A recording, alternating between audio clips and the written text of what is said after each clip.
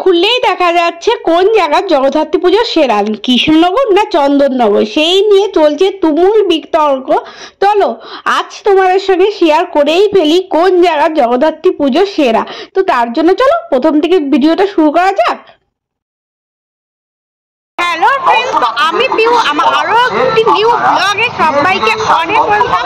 তো আমি চলে এসেছি কৃষ্ণনগরের জগদ্ধাত্রী পুজো দেখতে। কালকেও আমরা সারা রাত ভিজে ভিজে এই যে তোমার ঠাকুর দেখেছিলাম, সেটাও তোমাদের এই ব্লগেই দিয়ে দেবো, তোমরা একটু দেখে নিও। আর এখন আজকে আমরা আবারও রেডি হয়ে বেরিয়ে পড়েছি, আর আমি আর বোন স্পট করেছি, আর একটা সবজায় ওই দিকে রয়েছে আসছে না। আমরা আজকে সবাই মিলে বেরিয়েছি, কাকিনি, আমি, ভাই, বোন সবাই মিলে। আর কালকে আমি, বোন, আমরা এই তিনজনে মিলে বেরিয়েছিলাম। তো চলো কেমন এনজয়মেন্ট শেয়ার করবো, তো কিন্তু অষ্টমীর দিন রাতে কিন্তু কৃষ্ণনগরে অষ্টমী পুজো হয় না, নবমীর দিনই হচ্ছে 4 দিনের পুজো হয়, ষষ্ঠী, সপ্তমী, অষ্টমী, নবমী।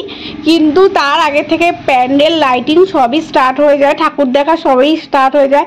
আর সেদিন চলছিল বৃষ্টি, কিন্তু বৃষ্টির মধ্যেও কৃষ্ণনগরে একটুও তোমার হচ্ছে ভিড় কম বা কিছু এরকম না। বৃষ্টির মধ্যেও সবাই দেখেছো ছাতা নিয়ে ঠাকুর দেখতে বেরিয়ে গেছে, তো বৃষ্টির জন্য কোনো ফাঁকা নয়।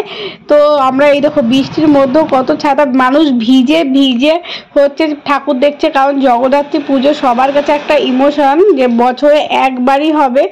তো যাই হয়ে যাক, ঠাকুর দেখা চাই। এখানে এই যে আমরা ঠাকুর দেখতে চলে এসেছি। আর আগের দিন তো বুড়ি মায়ের প্যান্ডেল তোমাদের দেখিয়েছি। তো এখানে সকল ঠাকুরের এক একটা নাম রয়েছে। তো আমরা বুড়ি মায়ের ঠাকুরটা আগেই দেখেছি, যিনি হচ্ছে সবার মা। যেমন চন্দননগরে যেমন তেঁতুলতলা মাকে সবাই মানে, তেমন কৃষ্ণনগরেও বুড়ি মাকে প্রচন্ড সবাই মানে। আর আমি একটা জিনিস বুঝতে পারছি না, কদিন ধরে সোশ্যাল মিডিয়া খুললেই খালি কৃষ্ণনগর সেরা না চন্দননগর সেরা, সেই নিয়ে প্রচন্ড কন্ট্রোভার্সি চলছে। আরে কৃষ্ণনগরের দিক থেকে কৃষ্ণনগর সেরা, চন্দননগরের দিক থেকে চন্দননগরই সেরা। তো এত কেন রেষারেষি চলছে আমি বুঝতে পারছি না। দিন শেষে আমরা কিন্তু সবাই সনাতন, তো সবাইকে ভালো বলা উচিত, যে না ওইখানেও সুন্দর হচ্ছে, ওখানে আমরা একদিন চন্দননগর দেখে আসি, আমরা একদিন কৃষ্ণনগর দেখে আসি যে কেমন হয়েছে।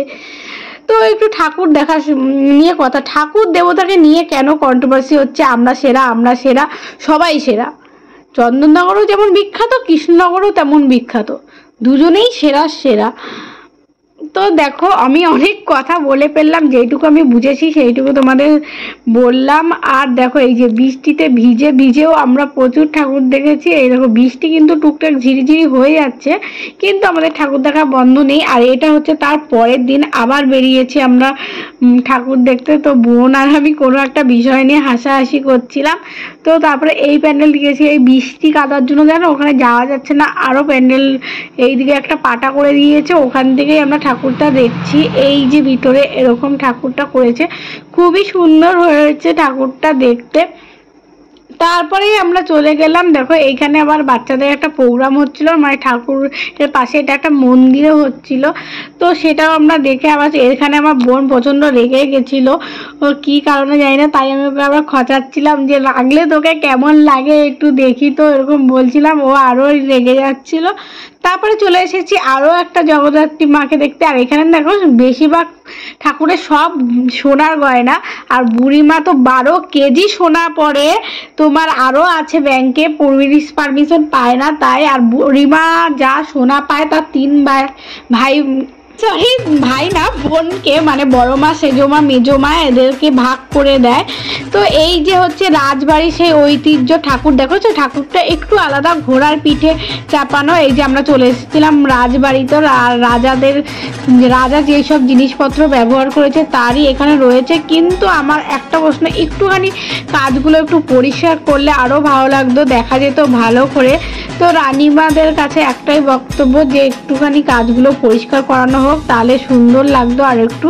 তো এই যে এইখানেই হচ্ছে কিভাবে আমাদের জগদ্ধাত্রী পুজো শুরু হয়েছিল কৃষ্ণনগরে।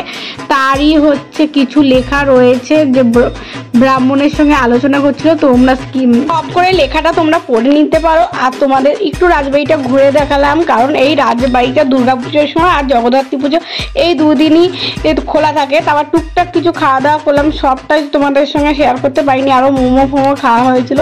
এখানে আমরা একটু রেস্ট নিচ্ছিলাম। আর বাড়ি আসার সময় এই প্যান্ডেলটা, আর এই প্যান্ডেলটা না ফার্স্ট হয়েছিল, তো আসতে যেতে এই প্যান্ডেলটা চোখে পড়ে, তাই তোমাদের দুবার করে এই প্যান্ডেলটা হয়তো শেয়ার করে দিলাম।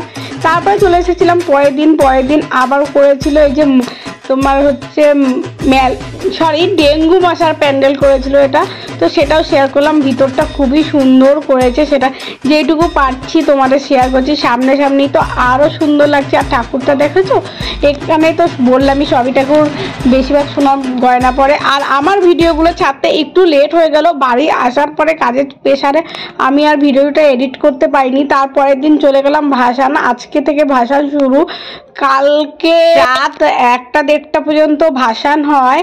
কিন্তু আমরা প্রথম দিনে ভাসান দেখতে চলে গেছিলাম পোস্ট অফিস মোড়ের ওখানে। তো এইখানে দেখো ঠাকুরগুলো খুবই সুন্দর। আজকে গাড়ি করে ভাসাচ্ছে, কালকে ভাসাবে হচ্ছে কাঁধে করে।